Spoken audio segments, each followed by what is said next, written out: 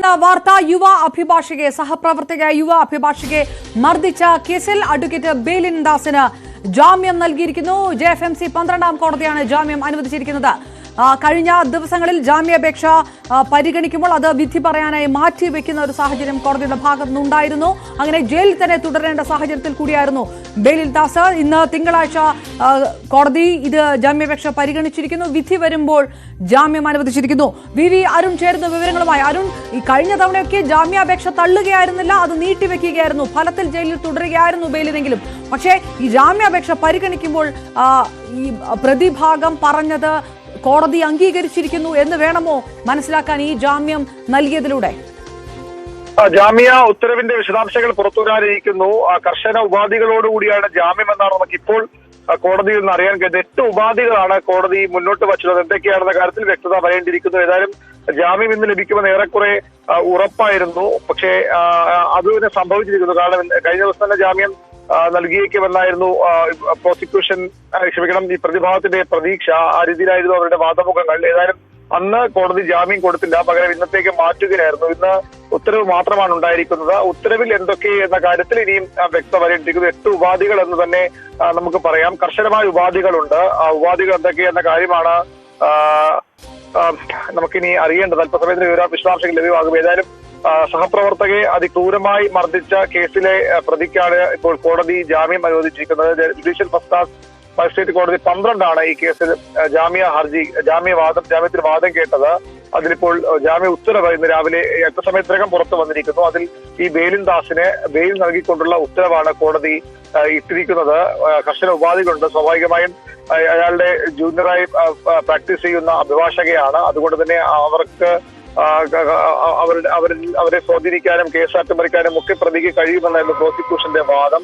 അത് പരിഗണിച്ചുകൊണ്ടാണ് കോടതി ആദ്യം ഇയാൾക്ക് ജാമ്യം നൽകാതിരുന്നത്. ഇപ്പോൾ ഈ ജാമ്യ ഹർജിയിൽ അനുകൂലമായി ബെയിലിൻ ദാസ് അനുകൂലമായി വിധി വരുമ്പോൾ എന്തൊക്കെയാണ് ഉപാധികൾ എന്നാണ് ഏറ്റവും പ്രധാനപ്പെട്ട കാര്യമായി അറിയാനുള്ളത്. അതിന്റെ വിശദാംശങ്ങൾ വൈകാതെ ലഭ്യമാകുമെന്ന് പ്രതീക്ഷിക്കുന്നു. ഇന്ന് തന്നെ അയാൾ ജയിലിൽ നിന്ന് പുറത്തിറങ്ങുകയും ചെയ്യും. വലിയ ഒരു പിന്തുണ ഇയാൾക്ക് അഭിഭാഷക സമൂഹത്തിൽ നിന്ന് തുടക്കം മുതൽ ലഭിച്ചു എന്നുള്ളത് വസ്തുതയാണ്. അത് നമ്മൾ നേരത്തെ പുറത്തുവിട്ട ശബ്ദ സന്ദേശം ശ്യാമിലിയുടെ ശബ്ദ സന്ദേശത്തിലും അതിലെ വ്യസനം, അതിലെ ദുഃഖം അവർ പങ്കുവച്ചിരുന്നു. ഏതായാലും ശ്യാമിലിയുടെ പ്രതികരണവും വളരെ നിർണായകമാണ്. അധികം വൈകാതെ ശ്യാമിലിയുടെ പ്രതികരണവും ലഭ്യമാകുമെന്ന് പ്രതീക്ഷിക്കുന്നു.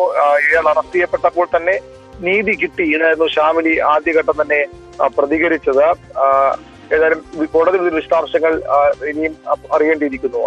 അതാണ് 8 ഉപാധികളുടെ ജാമ്യം എന്നാണ് വന്നിരിക്കുന്നത്. അത് ഏത് തരത്തിലാണ് ആ ഉപാധികൾ എന്നുള്ളത് അറിയാനിരിക്കുന്നു. അപ്പോഴും വിവരം നമ്മൾ ഈ നേരത്തെ ഈ മർദ്ദിച്ചു എന്നതിനപ്പുറത്തേക്ക് ഇയാൾ ഉപയോഗിച്ച ഭാഷയെല്ലാം അടക്കം പലതരത്തിലുള്ള വകുപ്പുകൾ കൂടുതൽ ഇതിനകത്ത് ചാർജ് ചെയ്യപ്പെട്ടിരുന്നു. ഈ ജാമ്യം കിട്ടാനുള്ള സാധ്യത ഉണ്ടാവുകയില്ല എന്ന തരത്തിലുള്ള വിലയിരുത്തലുകളൊക്കെ പല ഭാഗത്തുനിന്ന് വരികയും ആ തരത്തിലുള്ള പ്രതീക്ഷ ശ്യാമിലിയുടെ ഭാഗത്തുനിന്ന് ഉണ്ടാവുകയും ചെയ്തിരുന്നു. തിരിച്ചു മർദ്ദിച്ചു തന്നെ എന്നതടക്കമുള്ള കാര്യങ്ങളൊക്കെ ആയിരുന്നല്ലോ പ്രതിഭാഗം വാദിക്കുകയും ചെയ്തത്. ഇത് ഏത് തരത്തിൽ കോടതി കണ്ടു? ഇനി അങ്ങോട്ട് ഈ കേസിന്റെ മുന്നോട്ട് പോക്ക് എങ്ങനെയാണ് എന്നതൊക്കെ അറിയണമെന്നുണ്ടെങ്കിൽ ഈ ഉപാധികളുമായി ബന്ധപ്പെട്ട് തന്നെ ഉള്ള വിവരങ്ങൾ പുറത്തു വരണമല്ലേ? തീർച്ചയായിട്ടും ആ വിവരങ്ങൾ തന്നെയാണ് പുറത്തു വരേണ്ടത്. ഉപാധികൾ എന്തൊക്കെയാണെന്ന് അറിയേണ്ടത്. കാരണം ഈ വിഷയത്തിൽ ഇയാൾക്കെതിരെ ജാമ്യം നൽകരുതെന്ന ശക്തമായ എതിർവാദങ്ങളും ഉയർന്നിരുന്നു. കാരണം പ്രതിയുടെ സ്വാധീനം, നിയമ പരിജ്ഞാനം ഇതൊക്കെ വെച്ചുകൊണ്ട് തന്നെ ഇയാൾക്ക് ജാമ്യം നൽകിയാൽ അത് കേസിനെ ബാധിക്കും, കേസ് അട്ടിമറിക്കാൻ ഇടയാക്കുമെന്ന വാദമാണ് പ്രോസിക്യൂഷൻ മുന്നോട്ട് വച്ചത്. ഇയാൾക്ക് വേണ്ടി ഹാജരായ അഭിഭാഷകനാകട്ടെ ഇയാളെ മനഃപൂർവ്വം പ്രകോപിപ്പിച്ച് ഇത്തരം കുറ്റകൃത്യത്തിൽ എത്തിക്കുകയായിരുന്നു. ശ്യാമിലിയാണ് പ്രകോപനം ഉണ്ടാക്കിയത്, ശ്യാമിലിയാണ് ഇയാളെ മർദ്ദിച്ചത് തുടങ്ങിയ വാദങ്ങളാണ് ഉന്നയിച്ചത്. ഏതായാലും എന്തൊക്കെയാണ് ഇതിൽ ഇനി കോടതി കണ്ടിരിക്കുന്നത്, എങ്ങനെയാണ് കോടതി ഈ കേസിൽ ഇയാളുടെ ഏത് സാഹചര്യത്തിലാണ് ജാമ്യം അനുവദിച്ചതെന്ന കാര്യമാണ് വ്യക്തമാകേണ്ടത്. അല്പസമയത്തിനകം ഇതിന്റെ വിശദാംശങ്ങളിലേക്ക് നമുക്ക് കടക്കാനാകുമെന്ന് കരുതുന്നു. ഇയാളുടെ അഭിഭാഷകരുമായി നമ്മൾ ബന്ധപ്പെടുന്നുണ്ട്. ഏതായാലും ശരിക്കും അഭിഭാഷക സമൂഹത്തിന് വലിയ ഭിന്നിപ്പുണ്ടാക്കിയ ഒരു സംഭവത്തിന്റെ ക്രമവും കൂടിയായിരുന്നു ശ്യാമിലി എന്ന ജൂനിയർ അഭിഭാഷകയെ ഈ രീതിയിൽ അതിക്രൂരമായി സീനിയർ അഭിഭാഷകൻ മർദ്ദിച്ചത്. ഓഫീസിലെ ചില ഈഗോ ക്ലാഷുകളുടെ ഭാഗമെന്ന് പറയുമ്പോഴും അതിക്രൂരമായ മർദ്ദനമായിരുന്നു. ആ യുവതിയുടെ കവിളിൽ പൊട്ടലേക്ക് തരത്തിലുള്ള മർദ്ദനം, അതൊക്കെ കൊണ്ടാണ് പോലീസ് വകുപ്പുകൾ കൂട്ടിച്ചേർത്ത് ഇയാൾക്കെതിരെ ചാർജ് ഷീറ്റ് FIR രജിസ്റ്റർ ചെയ്തത്. അതിന്റെ ഭാഗമായായിരുന്നു ഇയാളെ ജയിലിലേക്ക് അയക്കാൻ കോടതി തീരുമാനമെടുത്തത്. 3 ദിവസത്തെ ജയിൽവാസത്തിന് ശേഷം ഇന്ന് ബെയിലിൻദാസ് പുറത്തിറങ്ങും. ഏതായാലും ഈ കോടതി മുന്നോട്ട് ഉപാധികൾ എന്ത് എന്ന കാര്യമാണ് ഇനി വ്യക്തമാകേണ്ടത്. അതോടൊപ്പം തന്നെ ഇനിയിപ്പോൾ ജാമ്യം ലഭിക്കുമ്പോൾ ഇനി ഈ കേസിന്റെ മുന്നോട്ടുള്ള പോക്ക് അത് ഏത് തരത്തിലാണെന്നുള്ളത്, പ്രത്യേകിച്ച് സീനിയർ അഭിഭാഷകൻ കൂടിയായ ഒരാളായതുകൊണ്ട് കൂടി തന്നെ ഇനി ശ്യാമിലിയുടെ പ്രതികരണം അത് ഏത് തരത്തിൽ വരുന്നു എന്നുള്ള ഒരു കാര്യം കൂടി പ്രധാനമാകുന്നു. ഈ സഹപ്രവർത്തകർ തന്നോടൊപ്പം നിന്നില്ല, ആ തരത്തിലുള്ള ആരോപണങ്ങളുമായി ശ്യാമിലി ഒരുപക്ഷെ അത് കൂടുതൽ ശക്തമാക്കാനുള്ള ഒരു സാധ്യതയുമുണ്ട് ഈ അവസരത്തിൽ. തീർച്ചയായിട്ടും ഒരു കാര്യം പക്ഷെ ശ്യാമിലി പറഞ്ഞത്, ഇയാൾ അറസ്റ്റ് ചെയ്യപ്പെട്ടപ്പോൾ തന്നെ അവർക്ക് നീതി ലഭിച്ചു എന്നുള്ളതാണ്. അവർ പരമാവധി അതിനപ്പുറത്തേക്ക് എന്തെങ്കിലും സംഭവിക്കുമെന്ന കാര്യത്തിൽ അവർക്ക് പോലും ഉറപ്പില്ല. അതുകൊണ്ടാണ് അവർ ആ രീതിയിലൊരു പ്രതികരണം നടത്തിയത്. ഇയാൾ അറസ്റ്റിലായി ജയിലിൽ അടയ്ക്കപ്പെട്ടപ്പോൾ തന്നെ തനിക്ക് നീതി കിട്ടി, വലിയ തരത്തിൽ കേസ് അട്ടിമറിക്കാൻ ശ്രമം നടക്കുന്നു എന്ന പരാതി ആദ്യഘട്ടം മുതൽ അവർ മുന്നോട്ട് വയ്ക്കുന്നുണ്ട്. കാരണം ഇയാളുടെ ജൂനിയർ അഭിഭാഷകർ, മറ്റഭിഭാഷകർ അയാൾക്കൊപ്പമാണ്.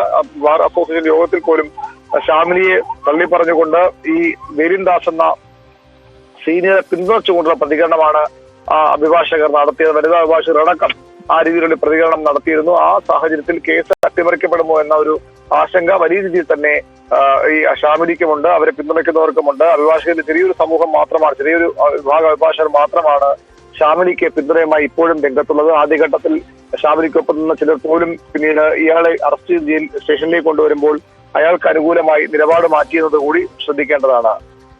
റൈറ്റ്, 8 ഉപാധികളുടെ ജാമ്യം നൽകിയിരിക്കുന്നു എന്നുള്ള ഒരു കാര്യമാണ് വന്നിരിക്കുന്നത്. അതുകൊണ്ട് തന്നെ ആ ഉപാധികൾ എന്താണ് എന്നുള്ളത് ഇതിനകത്ത് പ്രധാനമായിട്ടും അഡ്വക്കേറ്റ് ബെയിലിൻദാസിന്റെ അഭിഭാഷകൻ വാദിച്ചത് തനിക്കെതിരെയും മർദ്ദനമുണ്ടായി എന്നുള്ള കാര്യം കൂടിയായിരുന്നു. ഈ മാധ്യമങ്ങളോട് തന്നെ പ്രതികരിക്കാതെ എല്ലാം കോടതിയിൽ പറഞ്ഞുകൊള്ളാം എന്നുള്ളൊരു നിലപാടിലേക്ക് ബെയിലിൻദാസ് പോകുന്നു. പലരും ബാർ അസോസിയേഷനിലെ സെക്രട്ടറി തൊട്ട് ഇങ്ങോട്ട് പലരും തൻ്റെ കൂടെ നിന്നില്ല, സഹപ്രവർത്തകർ കൂടെ നിന്നില്ല എന്നൊരു പരാതി അഡ്വക്കേറ്റ് ശ്യാമിലിയുടെ ഭാഗത്ത് ഉണ്ടാവുകയും ചെയ്തിരിക്കുന്നു. ഈ ഉപാധികൾ എത്രത്തോളം കർശനമാണ് എന്നത് കൂടി ഈ കേസിൻ്റെ മുന്നോട്ടുള്ള പോക്കിനെ ബാധിക്കുന്നു.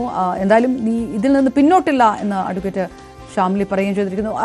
അരുൺ, ഇത് എന്തായാലും ഈ നിയമ നടപടികളുമായിട്ട് ഇനിയും മുന്നോട്ട് പോകും, ആ ഒരു സൂചനകൾ തന്നെയാണ് അഡ്വക്കേറ്റ് ശ്യാമിലിയും കുടുംബാംഗങ്ങളും വ്യക്തമാക്കുന്നത്, അല്ലേ? തീർച്ചയായിട്ടും ഒരു തരത്തിലുള്ള പിന്നോട്ട് പോകം ഉണ്ടാകില്ല. ഈ പ്രൊഫഷനിൽ തുടരണമെന്ന് എനിക്ക് ആഗ്രഹമുണ്ട്. പക്ഷേ അതിന് സമ്മതം തന്നില്ല എങ്കിൽ പോലും, അത് കഴിഞ്ഞില്ല എങ്കിൽ പോലും ഒരു തരത്തിലും പിന്നോട്ട് പോകില്ല എന്നൊരു നിലപാടാണ് ശ്യാമിലി കഴിഞ്ഞ ദിവസം വരെയും പ്രകടിപ്പിക്കുന്നത്. കൃത്യമായി ആ ഒരു നിലപാട് തന്നെ മുന്നോട്ട് പോകും. കേസിൽ നിന്ന് പിന്നോട്ട് പോകാൻ കഴിയില്ല എന്ന് അവർ വ്യക്തമാക്കുന്നു. ഇപ്പോൾ നമ്മൾ ഈ ബെയിലിൻദാസിന്റെ അഭിഭാഷകനുമായി സംസാരിച്ചു. എന്തൊക്കെയാണ് ജാമ്യ ഉപാധികളുടെ കാര്യത്തിൽ വ്യക്തത വന്നിട്ടില്ല. കോടതി ഈ ഉപാധികളുടെ ജാമ്യം അനുവദിക്കുന്നു എന്നൊരു പരാമർശം മാത്രമാണ് നടത്തിയത് എന്നാണ് അദ്ദേഹം വ്യക്തമാക്കിയത്. അല്പസമയത്തിനകം അതിന്റെ വിശദാംശങ്ങൾ ലഭ്യമാകും. ഏതായാലും ഉപാധികളോട് തന്നെയാണ് ജാമ്യം. സാധാരണഗതി